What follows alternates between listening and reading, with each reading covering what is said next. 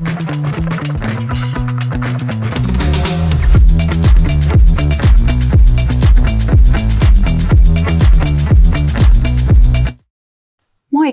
ja tervetuloa meidän Learning Clan podcastin pariin. Mun nimi on Aino Seitamaa ja mä oon täällä Clanedilla oppimismuotoilijana. Ja tosiaan tämän podcastin tarkoituksena on jakaa vinkkejä verkko-oppimiseen liittyen. Ja tosiaan tänään meillä on ihanat Kati ja Tiina Hoplopilta. Ja te olette tosiaan ottanut tämän Clanedin käyttöön tässä vuosi sitten, luonut tällaista perehdytystä. Ja tänään olisi tarkoituksena keskustella teidän opeista ja kokemuksista siihen liittyen. Mutta tervetuloa ja Kiitos. Kertoisitteko vähän itsestänne, mitä te teette täällä Hoplopilla, mikä teidän työnkuva on? Joo. No mä voin vaikka aloittaa, eli Kati Tainio ja työskentelen Hoplopilla tällä hetkellä kenttäpäällikkönä. Ja mä oon tässä Claned verkko-oppimisympäristön ottamisessa käyttöön niin ollut nyt sitten vähän tämmöisessä liidaavassa roolissa, eli meidän koulutustiimiä luotsannut tästä prosessissa niin alusta loppuun. Joo, mä oon Tiina Riihola, HR- ja viestintäpäällikkönä Hoplopilla ollut vuodesta 2016 ja mun työnkuvaan kuuluu kaikki Hoplopin henkilöstöasiat ja sitten sisäinen ja ulkoinen viestintä. Ihan superhienoa, että olette tullut tänne meidän haastateltavaksi. Teillä on ihan sikana mielenkiintoisia oppeja, mitä pääsette tässä kohta jakaa. Mä luulen, että Hoplop on aika tuttu monelle suomalaiselle, mutta jos otetaan nopea semmoinen recap, että mitä Hoplop tekee, mitä Hoplop on. Joo. Hoplop on Suomen suurin seikkailupuistoketju, perustettu vuonna 2005 meillä on 16 puistoa ympäri Suomen ja meidän tavoite on tuoda iloa ja riemua lapsiperheiden arkeen ja tehdä siitä heidän elämästä helpompaa ja hauskempaa. Ja siihen liittyen te olette sitten ottanut tämän Clanedin verkko-oppimisympäristön käyttöön ja tosiaan me ollaan oltu täällä Clanedin puolella tosi vaikuttuneet siitä, että miten niin kuin hienon kokonaisuuden te olette saanut luotua sinne. Se on heti alusta asti selkeää, että semmoinen interaktiivisuus oli tosi tärkeää ja sitä me pohdittiin paljon, että miten sitä saa. Ja tavallaan ehkä tämä voitte kertoa vähän enemmän siitä kohtaa, mutta just tämmöinen seikkailupuisto työntekijöiden perehdytyskokonaisuus on tässä siis ollut kyseessä, millä ollaan siis aloitettu. Joo. Ja sitten tämä on myös samalla ollut teille siis ensimmäinen kerta, kun te olette ottanut minkäänlaista verkko-oppimisympäristöä käyttöön, niin tavallaan sekin on hirveän iso muutos myöskin tässä organisaatiossa, miten näitä koulutuksia tehdään täällä, niin onneksi olkoon, ihan mahtava juttu. Kiitos. Ollut kyllä mahtava projekti. Joo. Ja jos me aloitetaan ihan alusta, mennään täällä vuosi taaksepäin, niin miten te siis aikaisemmin organisoitte näitä koulutuksia ja perehdyttämistä täällä Hoplopissa? Joo.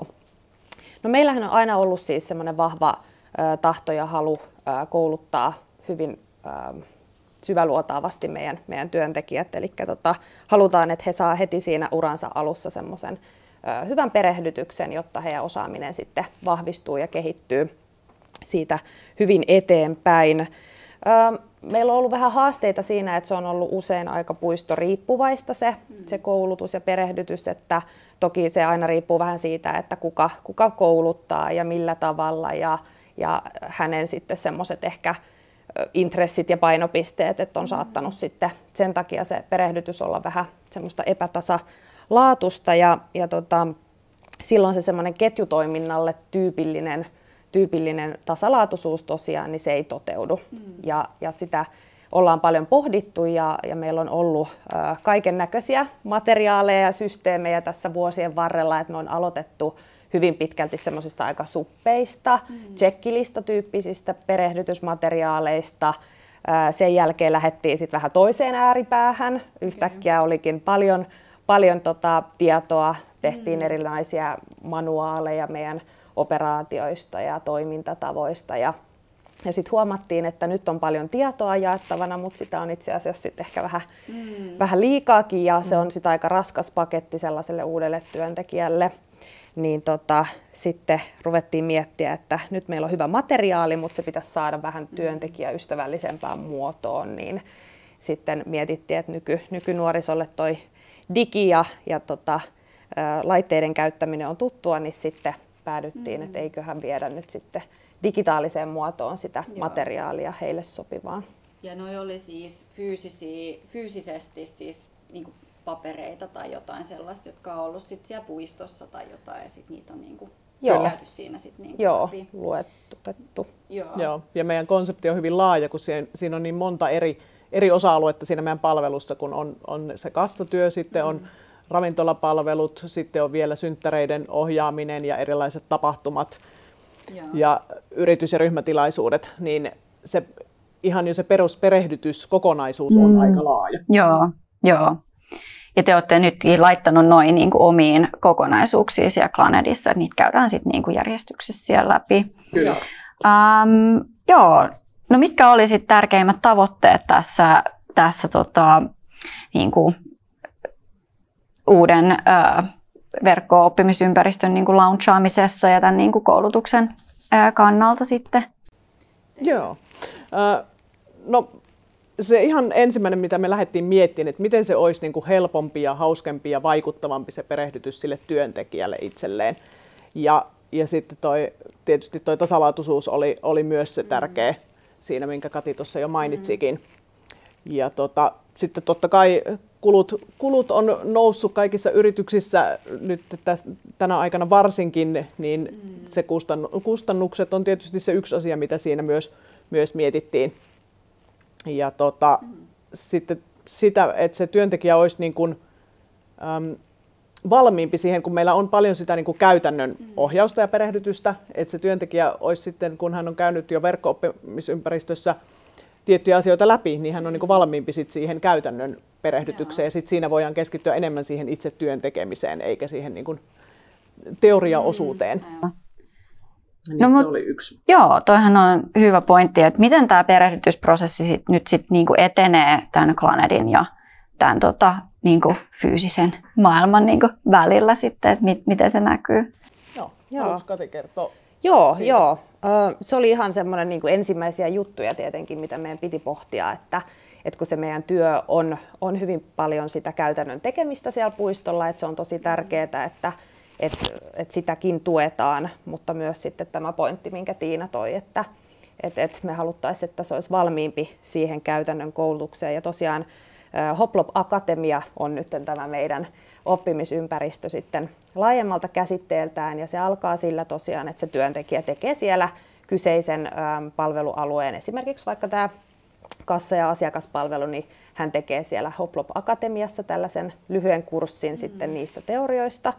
Ja seuraava vaihe on sitten se, että hän menee sinne käytännön koulutukseen ja yhdessä kouluttajan kanssa käy sitten tiettyjä asioita läpi. Ja sitten kun se on käyty, niin sitten palataan vielä sen verran sinne akatemiaan, että tämä työntekijä pääsee siellä sitten tekemään tämmöisen vähän niin kuin kertaustehtävän. Me ollaan sinne tehty muutamia semmoisia vielä kertaavia interaktiivisia tehtäviä, että varmistutaan sitten siitä, että ne tietyt asiat on oikeasti oppia sitten oppinut ja sisäistänyt.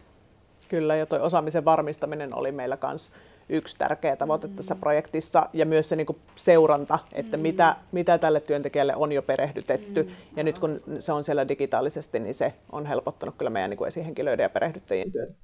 Joo, toi on kyllä tosi tärkeä pointti kanssa. Voin kuvitella, että siinä aikaisemmassa mallissa niin sitä ei ole pystynyt niin kuin seuraamaan melkein ollenkaan, tai sitten se on ainakin ollut aika niin kuin hankalaa tai näin. Ja sitten varmaan se niin kuin puistolla, että niin, kyllä. Perehdytyslomakkeet. Aivan, joo. Joo, ja sitten tuossa tuli just mieleen, puhuttiin kanssa silloin, kun me aloitettiin just teidän kanssa, että teillä on tämmöinen, tässä koulutuspiireissä puhutaan niin kuin sulautuvasta oppimisesta, että tavallaan että se on niin kuin yhdistyy just se käytännön tekeminen ja sitten tämä verkossa tapahtuva oppiminen. Ja itse asiassa ehkä teillä voidaan puhua tällaista käänteisestä oppimisesta, että se just niin kuin etukäteen valmistautuu ja tulee sitten sinne paikan päälle niillä tiedoilla, mitä hän on siellä saanut. No, jos puhutaan vielä, olisi kiva mennä noihin että palautteisiin tai tuloksiin, mutta puhutaan vielä vähän tästä prosessista, koska sekin on niin kuin hirveän tärkeä. Ja tietysti kun tämä on iso muutos ollut myöskin teillä, niin kuin teidän tiimissä erityisesti, mutta varmaan ihan koko niin kuin organisaation niin kuin laajuinen, niin minkälainen prosessi tämä on ollut tämän niin kuin koulutuksen tekemisessä? Et milloin te aloititte? Et se oli siis about vuosi sitten. Ja mitä siinä on niin kuin tapahtunut tässä välissä? Joo, eli projekti alkoi 2022 lokakuussa. Ja sitten me alettiin miettiä sitä tiimiä, että kuka olisi oikea, ketkä henkilöt olisi oikeat tähän tiimiin. Ja meitä on ollut sitten tässä tiimissä minä ja Kati ja sitten kaksi meidän puiston esihenkilöä. Ja me ollaan sitten suunniteltu ja toteutettu nämä sisällöt. Ja sitten tosiaan Ainon kanssa käytiin pidettiin tämmöisiä työpajoja ja ne oli mun mielestä tosi hyviä, että me saatiin siinä niinku konkreettisia neuvoja ja ohjeita ja etenkin ehkä se, niinku, että saatiin sitä varmistusta meille ja meidän tiimille, että okei, me tehdään oikeita asioita, me mennään oikeaan suuntaan. Et kun se tietenkin alkuun tuntuu, että se on semmoinen kauhea möykky, että mistä tästä niinku aloittaa, että sitten aina vähän niinku potkit meitä silleen lempeästi oikeaan suuntaan, niin se oli ihanaa. Ja. No miten te lähditte sitä sisältöä tuottamaan tai miten te niin kuin, valmistauduitte siihen tietyllä tapaa? Et mitkä olivat ne ensimmäiset asiat, mitä siinä piti vähän niin kuin päättää? No meillä varmaan se itse niin kuin, runko oli aika selkeä, koska se me oltiin suunniteltu jo vuosia aikaisemmin, että se menee nimenomaan tälleen moduuleittain nämä eri osa-alueet. Mutta nyt, mikä tuli nyt ehkä meille uutena ja mikä oli myös näiden niin kuin työpajojen niin kuin anti, että me lähdettiin pohtimaan niitä oppimisalueen sisältöjä tosi paljon sieltä tavoitteiden niin kuin näkökulmasta ja tosi semmoisista niin kuin konkreettisista tavoitteista. Ja että mitä me halutaan, että se oppija osaa, kun hän on käynyt tämän perehdytyksen läpi. Ja ihan tämmöisiä niin kuin tosi yksinkertaisia esimerkiksi, että työntekijä osaa kertoa, mitä hänen työasuun kuuluu. Mutta ne oli niin kuin hyvin konkreettisia ne meidän tavoitteet, mitä me mietittiin. Joo. Että se tavallaan sit ohjasi sitä prosessia sit siinä, että mitä sisältöä otetaan mukaan, kun just sanoit siitä, että sitä sisältöä ja asiaa oli niin paljon, niin kyllä. Sitten tavallaan ne niin kuin ohjaa sitä. Joo, että sitä me pohdittiin paljon, että miten me rajataan sitä tiedon määrää, että mikä se tieto on, mikä työntekijällä pitää olla nyt tässä kohtaa. Toi on tosi hyvä pointti, koska usein perehdytyksessä tavallaan vähän niin kuin dumpataan vaan se kaikki tieto ja ollaan silleen, no niin nyt matkaa siitä. Mutta ei tavallaan mietitä sitä niin kuin kokemusta, niin kuin sitä pitkäaikaista kokemusta tietyllä tapaa, että se ekan päivän, mitä sun silloin pitää tietää, mitä sun pitää tietää viikon päästä tai näin. Että tavallaan musta tuntuu, että te saitte sen niin kuin tosi hyvin siinä mietittyä. Ja toinen, mikä mulle tuli just mieleen, mikä teillä oli aika hyvä, oli just se, että teillä oli tosi selkeä tämä teidän kohderyhmä, tai aika selkeä, että te mietitte, että näähän on niin kuin nuoria henkilöitä, usein he on niin kuin, ensimmäisessä työssään niin kuin, tai ensimmäisissä. Ja meillä on myös harjoittelijoita paljon. Joo. Mitä siitä tuleeko mieleen jotain tällaisia oivalluksia just vaikka siihen sisältöön liittyen, että mitä te vähän niin kuin piditte mielessä sit tähän niin kuin kohderyhmään liittyen, että mikä olisi niin kuin tärkeää sisältöä heille? No kyllä ehdottomasti mietittiin muun muassa sitä, että se sisältö ei voi olla sellaista pelkkää tekstimuotoista ja paljon pitkää tekstiä luettavaa, että ehdottomasti haluttiin rikastaa sitä kuvilla ja videoilla ja mikä nyt on niin kuin, ehkä nykyään semmoinen hyvä ja tehokas tapa asioista kertoakin. Ja kun se kännykkä on kuitenkin esimerkiksi semmoinen, mitä käytetään paljon arkisessakin elämässä, niin se oli jotenkin luonnollista, että sitä kautta pystyy helposti myös niitä videoita ja muitakin muotoja sitten sisällöstä niin katsomaan sitä kautta. Joo.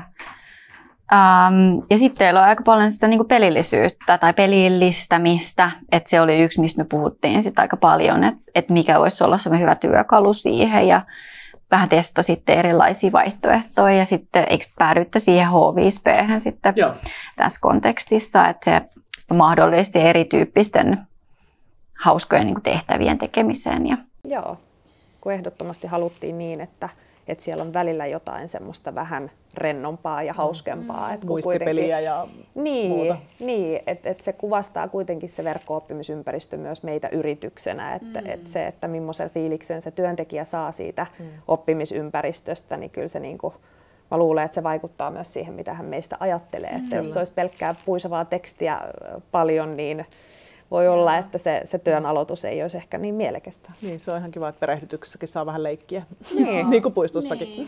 Ja silloin ne jää usein paremmin ehkä mieleenkin, kun se ei olekaan niin kuin se, miten ehkä se oletus on, että siellä on sitä tekstiä tai muuta, mutta sitten siellä onkin muistipeli, että hei, nyt mä muistankin, että tämä juttu oli siinä muistipelissä ja nyt mä tiedänkin, miten mun pitää toimia. Että se jää mieleen ehkä paremmin, kun se on vähän semmoinen hauskempi. Joo. Ja sitten meillä oli myös, sitten kun me oltiin aina saatu se yksi niin kuin moduuli valmiiksi, yksi palveluosa-alue, niin sitten meillä oli vielä testiryhmä sitten, jossa oli enemmän esihenkilöitä mukana ja heiltä me saatiin tosi hyvää inputtia sit siihen, että mitä ne on ne yleisimmät kysymykset, mitä työntekijöiltä tulee tai mitä he ei tiedä. Niin sitten me sen pohjalta sitten muokattiin vielä niitä sisältöjä ennen kuin sitten julkaistiin koko perehdytys. Joo, mun mielestä on myös tosi tärkeää hyödyntää sitä niin kuin ympärillä olevaa yhteisöä ja työntekijöitä ja myöskin auttaa näitä esihenkilöitä pääsee vähän siis toisaalta niin kuin mukaan tähän uuteen kokonaisuuteen ja niin kuin käyttöön, mitä te olette tässä niin kuin, tehnyt ja näin. Ja sitten toisaalta teille kanssa, että jossain vaiheessa kuitenkin tulee se väsy, että on niin kuin, työstänyt sitä sisältöä ja se alkaa jo, sanoitte, niin kuin vilisee silmissä silleen, että ei saa enää jotenkin selvää siitä omasta tekemisestä, niin sitten se palautehan on siinä sitten tosi tärkeää. Ja mun mielestä toi on myös tosi hyvä vinkki sitten kenet tahansa, joka lähtee tällaista kokonaisuutta tekemään, on se, että pyytää sieltä sisältä, siis niin kuin sisäisesti sitä palautetta. Kyllä. Ehdottomasti ja eri niin kuin rooleistakin, että kun sitä kuitenkin katsotaan eri näkövinkkeleistä, että se esihenkilö katsoo eri ja sitten se työntekijä eri, niin sitten se on hyvä käyttää tällaista testiryhmää kyllä, että paljon itse asiassa otettiinkin vinkkejä vastaan ja muokattiin sit sitä sisältöä sen mukaan ja tuli sieltä muutamassa kohdassa semmoisiakin, että tuli itselle vähän semmoinen jopa, että aivan, että tämä on melkein kokonaan unohdettu asia, että sitten heiltä tuli niinku tosi hyvää inputtia kyllä siihen. Joo, ja he oli niinku myös tosi innoissaan tästä projektista, mikä oli niinku tosi kiva. Joo. No milloin te laitatte tämän sitten liveksi niin sanotusti? Kesäkuussa, joo. Ja tavallaan nyt me edetään elokuuta, niin tässä ei ole hirveästi aikaa tietenkään mennyt, että olisi niin kuin suuria niin kuin palautteita tai tällaista, mutta jotain kommentteja kuitenkin olette varmaan kuullut sieltä kentältä, niin mitä sieltä on tullut tällaisia ajatuksia tähän liittyen sitten, että miten tämä on niin kuin käytännössä sitten toteutunut ja näin? Joo. No ainakin yksi hyvä palaute, mitä on tullut, mikä oli toki meidän yksi tavoitekin, että siitä perehdytys niin kuin kokonaisuudesta tulisi semmoinen selkeämpi. Niin nyt se, että miten me saatiin rakennettua se tämän akatemian ja sitten sen käytännön koulutuksen niin kuin kautta selkeäksi, niin siitä on kyllä puistot antanut paljon positiivista palautetta, että se on nyt kiva niin kuin lähteä perehdyttää, kun tietää täsmälleen, että hei, miten tämä menee ja missä vaiheessa tehdään mitäkin ja sanotaan vähän niin kuin mitäkin. Ja toki se tuo sit siihen sitä tasalaatuisuuttakin, mitä tässä on kovasti haettu.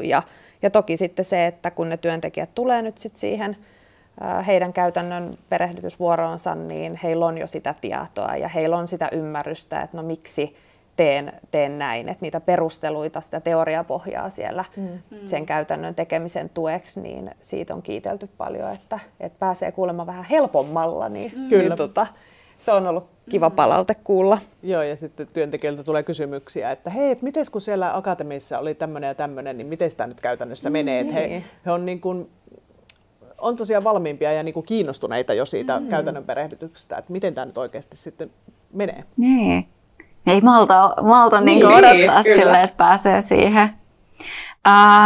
Joo, ja sitten yksi, mikä mut tuli mieleen just tuossa toi tietysti, että kun puhutaan niin kuin nuorista henkilöistä, jotka saattaa olla just ensimmäisessä tämmöisessä työpaikassa, niin voisin kuvitella, että he saa enemmän sellaista itsevarmuutta myöskin ton niin kuin kautta, että he voi itsenäisesti vähän niin kuin omalla ajalla sen asian opiskella ja sisäistää, ja sitten he tulee sinne, niin voisin kuvitella, että se positiivisesti vaikuttaa siihen itsetuntoon kanssa, että on niin kuin valmiimpi vastaanottaa sitä tietoa ja just niin kuin sanoit, innostuneempi siitä. Niin toi ei ollut semmoinen asia, mikä mulla olisi ollut mielessä, kun me aloitettiin tämä, mutta sitten tämän perusteella, mitä sanoitte, niin tajusin, että niinhän näin on, että se on aika tärkeää myöskin miettiä sitä sen henkilön niin kuin kokemuksen kautta ja tällaisen niin kuin itsetunnon kautta, varsinkin kun puhutaan nuorista ihmisistä.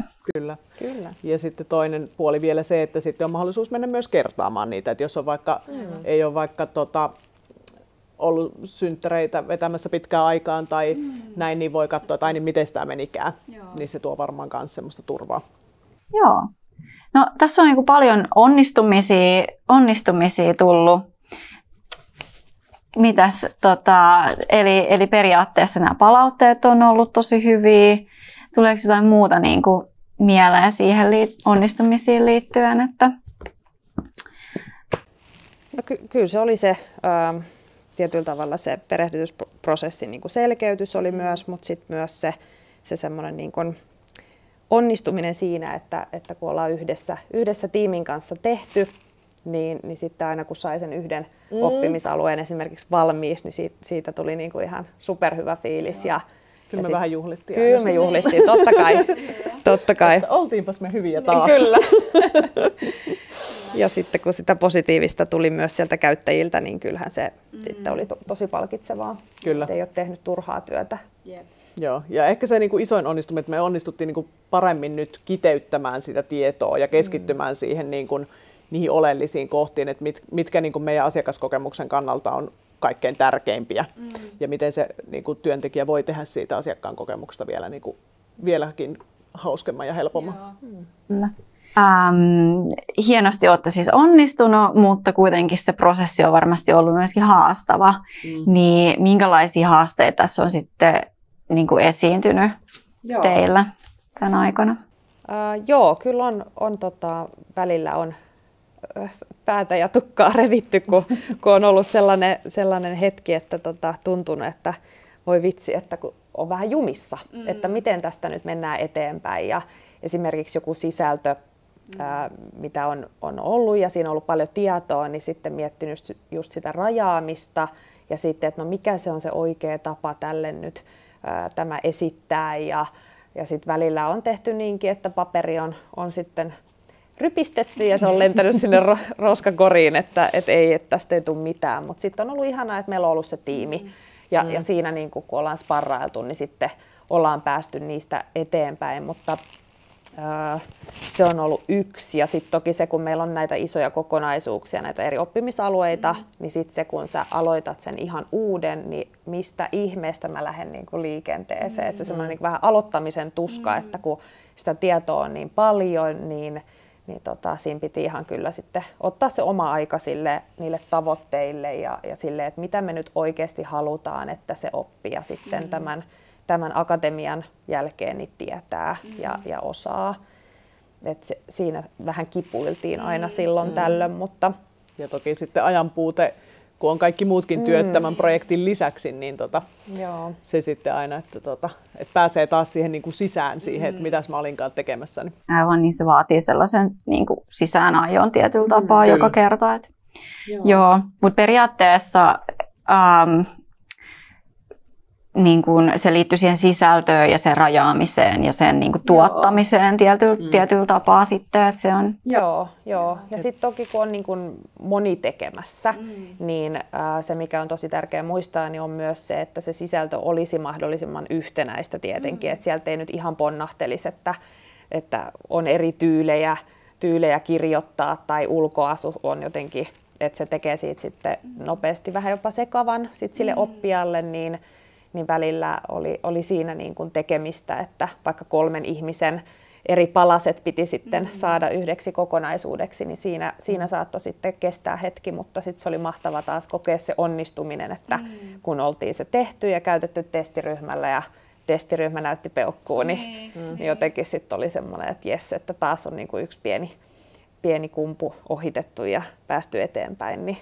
Miten te koordinoitte sitä niin kuin tekemistä, sit kolmen eri ihmisen niin kuin tekemistä? Et laitoitteko ne vaan sit niin kuin yhteen ja sitten katsoitte sen yhdessä läpi vai miten ne koordinoitte sitä, että ne on niin samanlaisia? No, periaatteessa me oltiin luotu jo siinä alussa kuitenkin jotkut NS-raamit, pelisäännöt ihan lähtöisin vaikka fontista tai värien käytöstä tai muusta, että kyllä ne oli käyty yhdessä läpi. Mutta toki kun meillä jokaisella on se oma tapa kirjoittaa ja näin. Me siitäkin puhuttiin, että millainen se meidän ääni on, miten me halutaan puhutella meidän työntekijöitä, että ei ole niinku ihan tämmöistä niinku korporaatiokieltä, mutta ei sitten mitään hilipatipippaa, ihan niinku sellaista, että semmoinen kultainen keskitie. Niin, joo, kyllä. Joo.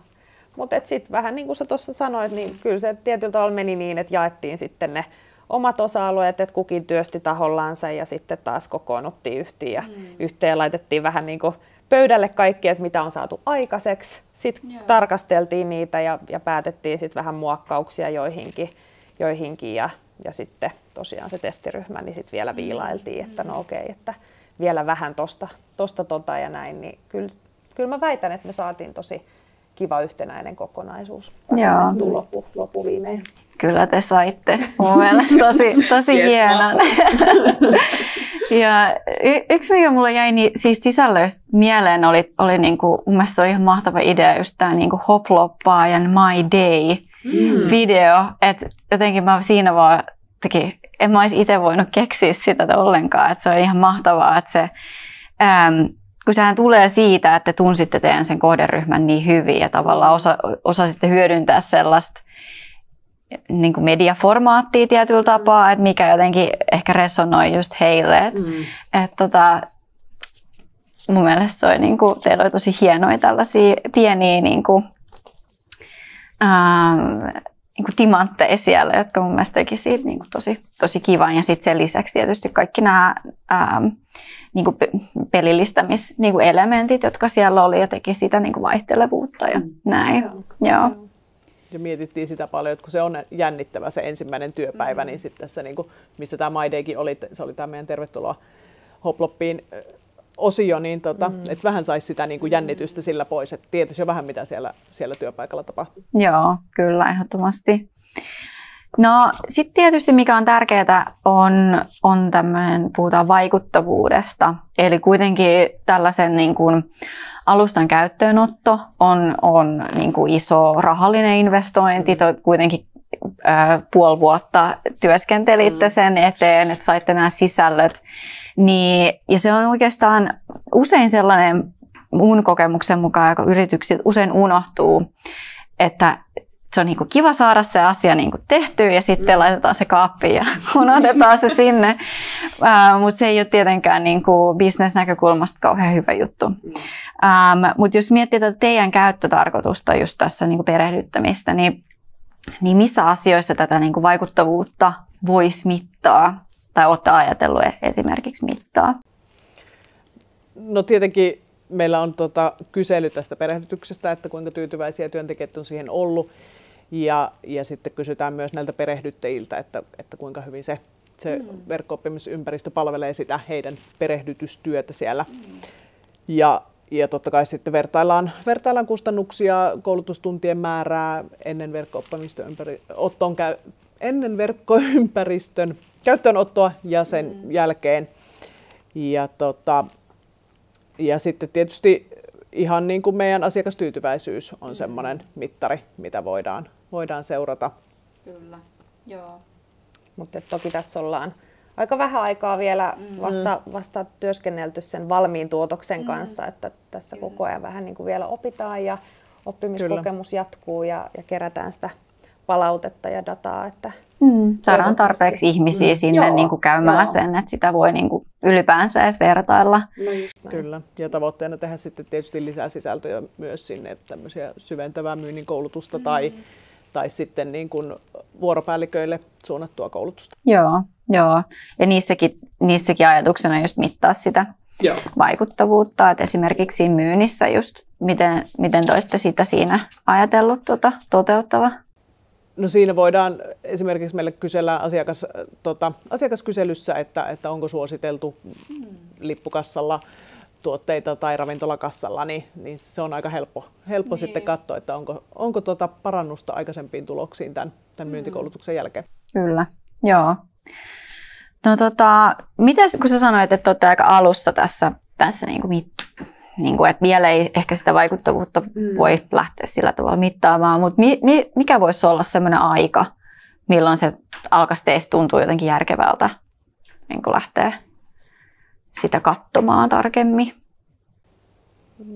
No nyt eletään kohta syyskuu vaihtuu. Mä luulen, että kyllä tässä vielä niin kuin loppuvuosi ainakin varmasti tarvitaan, että yleensä tämmöinen syksy, kun kouluihin pääsee opiskelijat ja muuta, varmasti meillä vaihtuvuus pikkasen aina nousee tässä kohtaa vuotta, niin nyt sinne tulee sitten ympäristöön paljon uusia oppijoita niin mä luulen, että ainakin loppuvuonna niin varmasti mä pystytään jo jotain. Vuoden alusta saadaan jo. Joo, mä luulen myös.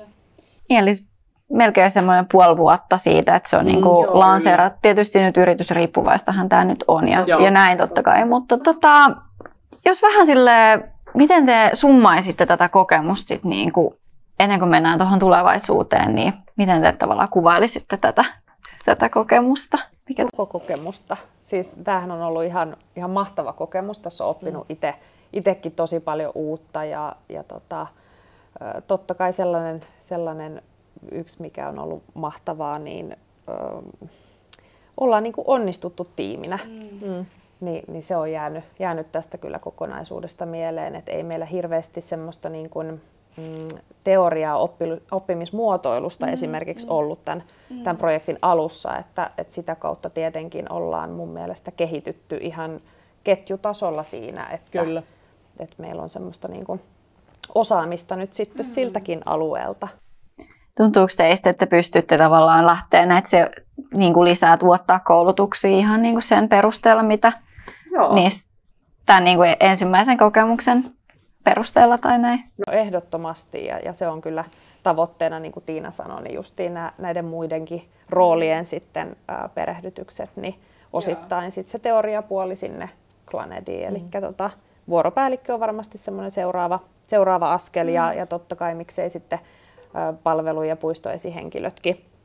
Ja toki sitten jos meillä vaikka lanseerataan uusia palveluita tai kehitetään, niin toki sitä on helppo sitten hyödyntää sellaisessakin, että tehdään sitten periaatteessa tutusta aiheesta, vaikka synttäreistä, mutta sitten jos tulee uusia toimintatapoja, niin akatemian kautta on varmasti hyvä sitten lanseerata tällaisia muutoksiakin, että toimii myös sellaisessa.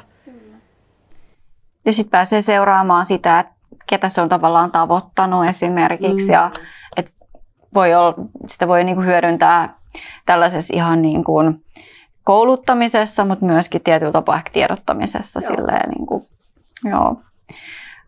no mitäs, niinku, jos vähän mietitään tällaista henkilöä, joka lähtee nyt siihen tuottamista tällaiseen verkko-oppimisympäristöön, ja hän on ihan siinä niinku ensimmäisessä askeleessa tai aloituspisteessä, niin mitä vinkkejä antaisitte?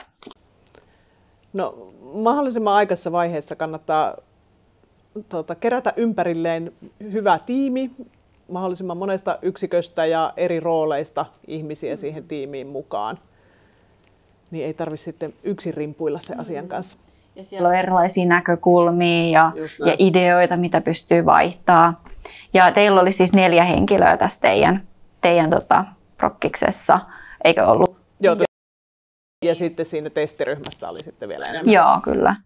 Tuntuuko se siltä, että se 4 henkilöä on niin tarpeeksi vai olisiko se tarvinnut vielä jonkun siihen mukaan? Niin kuin. No olisi sitä varmaan valmistunut nopeammin, jos meillä olisi ollut enemmän. Et sitten tietenkin se sisällön tuottaminen vei paljon aikaa, mutta sitten taas toisaalta ehkä se koordinointi oli helppoa, kun meitä oli vaan se 4. Joo, kyllä. Ja sitten toki mitä enemmän sitten olisi ollut erilaista sisältöä itsenäisesti tuotettu, niin se tuo sitten taas siihen linjaan haasteita. Et mä luulen, että meillä oli oikein kompakti ja hyvä tiimi tässä tekemässä. Kyllä. Ja sitten ehkä toinen vinkki, että asettaa ne selkeät tavoitteet sille koko projektille ja sitten niille eri osa-alueille siellä. Oppimistavoitteet. Just niin. Joo. Ja just se, että pitää ne oikeasti mielessä, että sit kun tulee se pieni jumi tai haasteellinen hetki, niin että hei, palataas nyt niihin, että mitä me nyt oikeasti haluttiin tällä ja mikä se tavoite oli. Että huomasi välillä, että kipuili ja sitten me taas niinku oivallettiin se, että ei hitsi, että nyt se tavoite taas kirkkaammin mieleen, niin sieltä se ratkaisu sitten niinku yleensä syntyy, että niin totta, että näinhän me tää tehdäänkin. Kyllä, ja rohkeasti vaan aloittaa jostain, tekee jotain. Ja sitten testauttaa ja kysyy työkaverilta tai siltä tiimiltä, että hei, miltä tämä näyttää, onko tämä sun mielestä hyvä, onko tässä oleelliset asiat.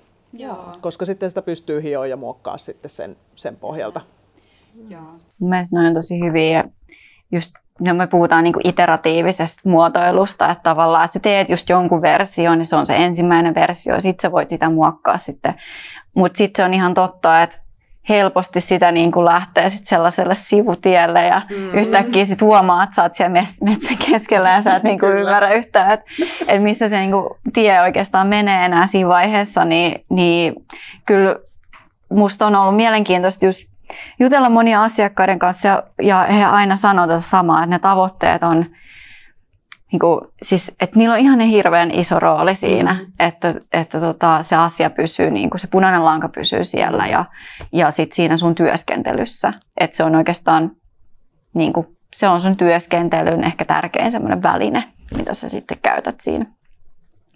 No, kyllä. Tuleeko mieleen mitään muuta, mitä haluaisi sanoa, vinkkejä tai haluaisi vielä lisätä tähän loppuun? No, en tiedä.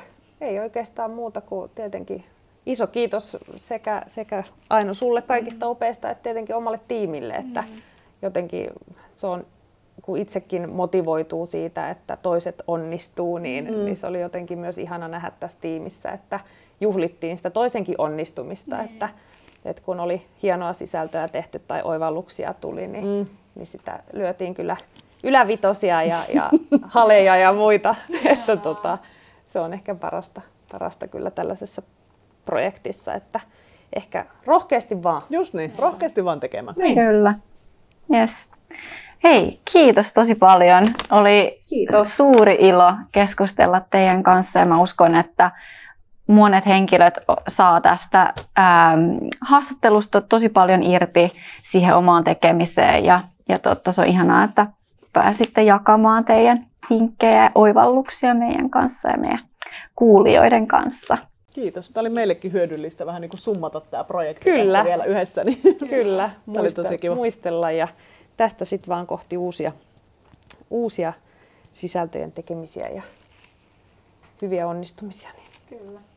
Yes. Kiitos. Kiitos.